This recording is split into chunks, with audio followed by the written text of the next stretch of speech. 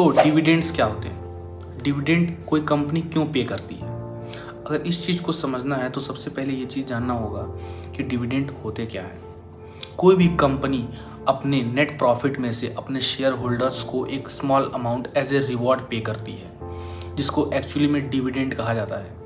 ये डिविडेंड अक्सर करके बड़ी कंपनियां पे करती हैं क्योंकि वो अपने बड़े बड़े इन्वेस्टर्स को एक रिवॉर्ड देना चाहती हैं।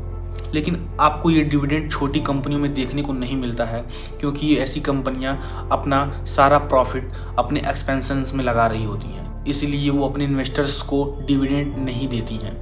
अब आखिर डिविडेंड कंपनियां देती क्यों हैं? कंपनियां डिविडेंड अपने इन्वेस्टर्स को अपने स्टॉक में इन्वेस्टेड बने रहने के लिए देती हैं और डिविडेंड पे आउट से बाकी इन्वेस्टर्स भी उस कंपनियों में इन्वेस्ट करने के लिए मोटिवेटेड होते हैं और बाकी इन्वेस्टर्स को खींचने के लिए भी कंपनियां डिविडेंड को रिलीज करती हैं या डिविडेंड को देती हैं।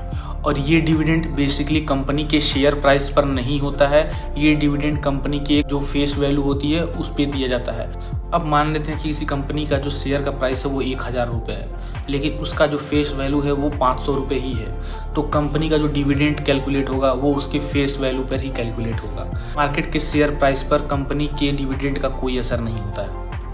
डिविडेंड कैलकुलेट करने के लिए जो फॉर्मूला यूज होता है वो dividend per share declared by the company divided by market value of per share for that company into 100।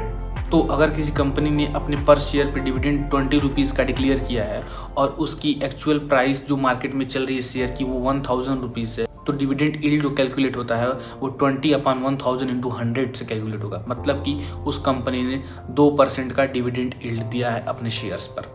अगर कंपनी के शेयर्स की प्राइस मार्केट में कम हो जाती है तो ये डिविडेंड यील्ड कंपनी के हिसाब से ज़्यादा भी देखने को मिल सकता है। मतलब कि अगर कंपनी के शेयर की प्राइस घट करके 500 हो जाती है तो यही डिविडेंड यील्ड 2% आपको ज़्यादा लगेगा।